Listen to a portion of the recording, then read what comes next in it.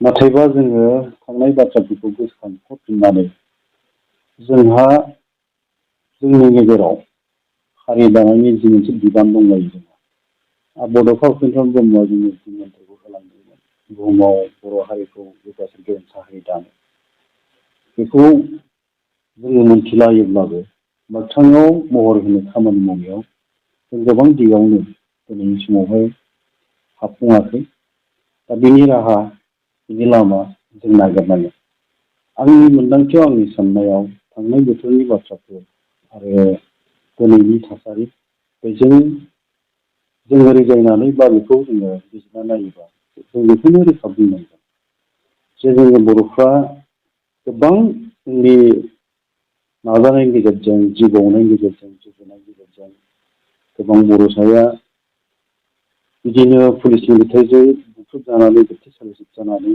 सोरबा जिउ बावनानै सोरबा जिना हारि खालामजानानै गोबां बर' सुबुङानो धोन सम्पति सिलिंखार खालामजानाय सहांगार खालामजानाय बे थासारिजों जोङो सौसिबोदोंमोन आरो बर'फ्रा मोनथाम गोरोबथा खालामबाय बड'फा उपेन्द्र ब्रह्मनि दैदेननायनि गेजेरजों जागायजेननानै दिनैसिमाव बर'फ्रा मोनथाम बर'नि गोरोबथाखौ खालामनाय जाबाय बावहाय जों मिथिलायो थांनाय 1993 मायथाइनि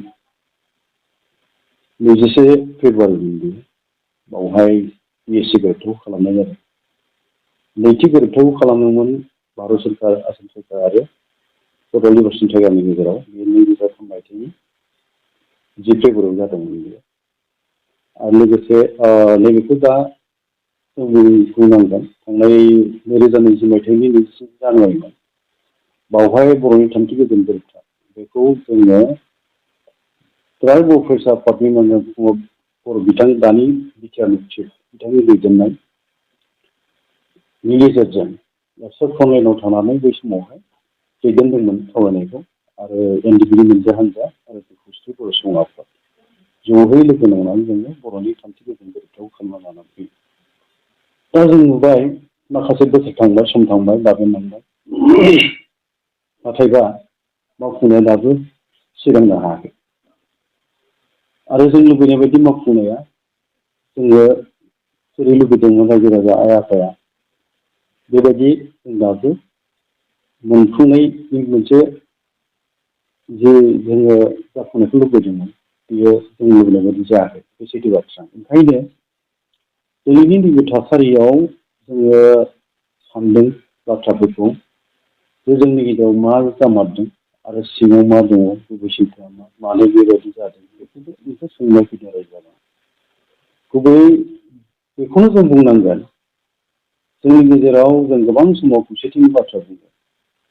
गिदिर गिदिर बाथ्रा बुङो हारि दानायनि माहारि दानायनि बेनि गेजेरावबो नाथाय बुंनायल' जाबोदों मोगथां खामानि मावनायाव जोङो महर होनो हायाखै गोबां दिगावनो जोङो जोंनि गेजेराव फारागफोरखौ जोङो गोथौ रोदा सुनाय बायदि नुयो बबेबा मोनसे आयदाफोरखौ लानानै रायज्लायनाय समफ्राव बा जोंनि खामानि मावनाय सिगांनायफ्राव मोजां मोननाय गाज्रि मोननाय गावनि मोजां मोननायजों सोरबाया खामानि मावनो नाजायो गुबुननि मोजां मोननायखौ आजावनो गनायनो थियारि जाया बे रोखोमबो जों नुयो दा ओंखायनो गासैबो फारागफोरखौ जों बोरै फोजोबनो हायो फारागआथ' दं जोंनि गेजेराव आरो माहारि आफाद गोबां थाबाय थागोनबो जोंनि राव हारिमु थुनलाइफोरखौ सोलोंथाइनि दिगाव जों दावगानांगौबा जोंनि गेजेराव बर' थुनलाइ आफाद दुलाराय बर' फरायसा आफाद खौसेथि बर' सुबुं आफाद दुलाराय बर' आइजो अनसाय आफाद आरो बर'नि माहारि गौथुमफोर ज' जानानै जोंहा मावाब्ला जेबो राहा दं बायदि आं नुहुरा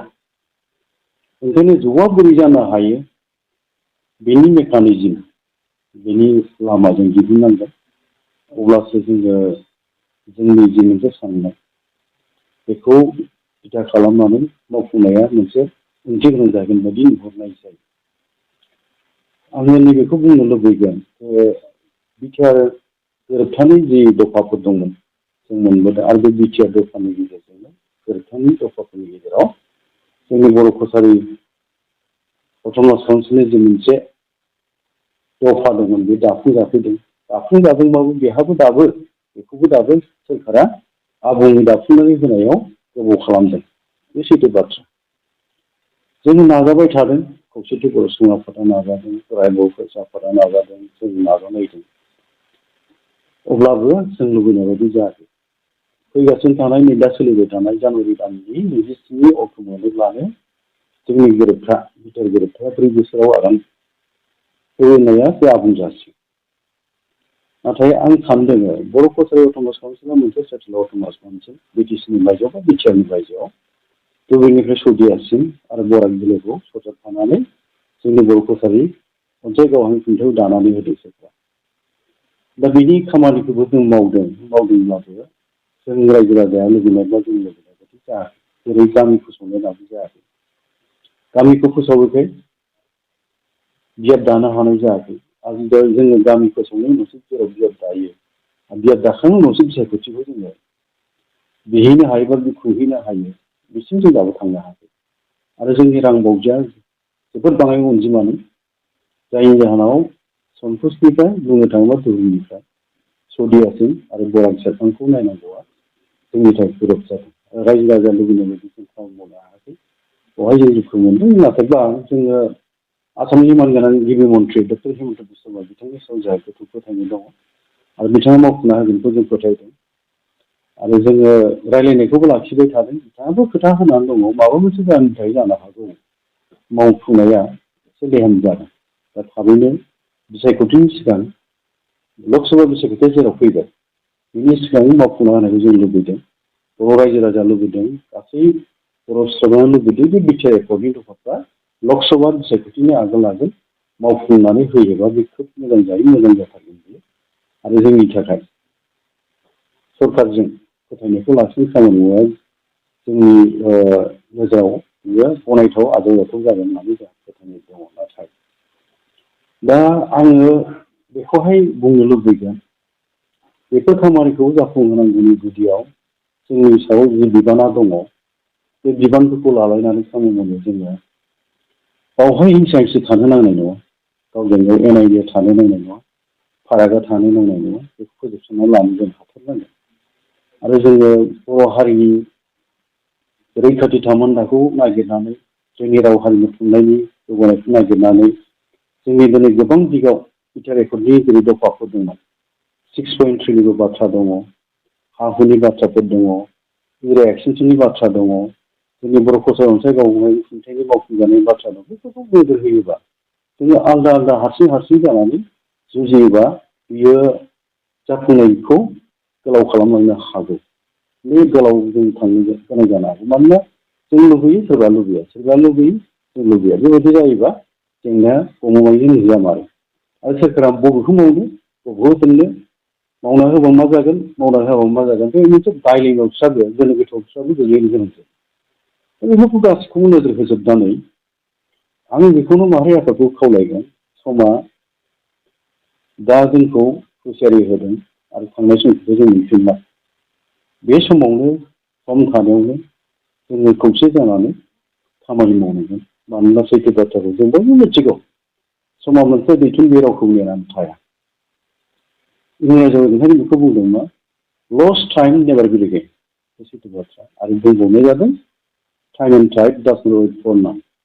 बे बाथ्राया बे सैथो बाथ्रा। दा बेफोरखौ जोङो मोनथिलायोबाबो जों खामानि मावनायाव बाहायनो रोङा। जायनि जाहोनाव जोङो जि मोनसे मोजां फिथाइ मोननांगौ बेनिफ्राय जों गोजान जानानै थानो गोनां जायो। जोङो फेलें जानायखौ गनायनानै लानो गोनां जायो। दा ओंखायनो आङो बेखौ नुदों जे जोंनि गेजेराव थाबैनो बर'नि माहारि आफादफ्रा ज' जाना सावरायनांगौ आरो थांखि लानांगौ।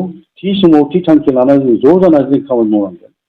आरो नङाबा जोंनि इयुना जों लुबैनाय बायदि जों जेराव गोजोनखौ हास्थायदों, गोजोन खौसेजों रायजो जानो साननाय, बेफोर गासिबो आद्रि जालांगोन नोंनि लामायाव। दा ओंखायनो आंनि खावलायनाय थागोन, थाबैनो जोंनि बर'नि माहारि आफादफ्रा ज' जानांगौ आरो बेखौ दुलाराय बर' फरायसा आफाद, खौसेथि बर' सुबुं आफाद आरो दुलाराय बर' आइजो अनसाय आफाद, बर'नि सोमावसारारि आफादफोर, बिग्रायारि आफादफोर आरो माखासे गोबां आफाद दंबावो, बर' थुनलाइ आफाद, गासिबो ज' जानानै रायज्लायनानै थांखि फैनो हानांगोन। बेखौ आं फोथायदों दङ। आरो थाबैनो बेयो मोगथां महर होनानै जों खामानि मावनो हायोबा बेवहाय देरहानायखौ जों मिजिं लानो हागोन। ओंखायनो बिसायख'थिनि सिगां सिगां जोङो बे खामानिफोरखौ मोगथां महर होनायनि दा हाबा मावनांगौ आंहा बे साननाय बा आंनि मोनसे खावलायनो लुबैनाय बे थाबाय गासै बर'नि माहारि आफादा ज' जानानै खामानि मावनांगौ। मानोना जोङो गोरलैयैनो बयबो बुङो मोनथियो इउनाइटेड वे स्टेन्ड डिभाइडेड वे फल होननाय बाथ्राफ्रा नंखाय नङा।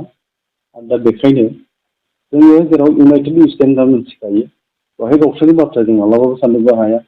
हारि दानायनि जि आद्रा थांखि मिजिं सिमां दङ बड'फानि सिमां, बड'फानि थांखि, बड'फानि नोजोर, सानस्रि बेखौ जोंहा आबुं महर होनांगौआ जोंनिबो बिबान। दा ओंखायनो जोङो खौसेयै नाजालांबाय थानो जुजिनांगोन आरो जुजिनाया जोंना गोलाव दंबावो, गोलाव लामाजों हान्थिबावनांगोन आंनि मोन्दांथियाव। दा बे बाथ्राफोरखौनो आङो दिनैनि खौरां मेलनि गेजेरजों नोंथांमोननि गेजेरजों आङो गासै बर'नि माहारि आफादफोरखौ बर' सुबुंफोरखौ खौसे जानानै खामानिनि थाखाय खावलायहरनाय जाबाय।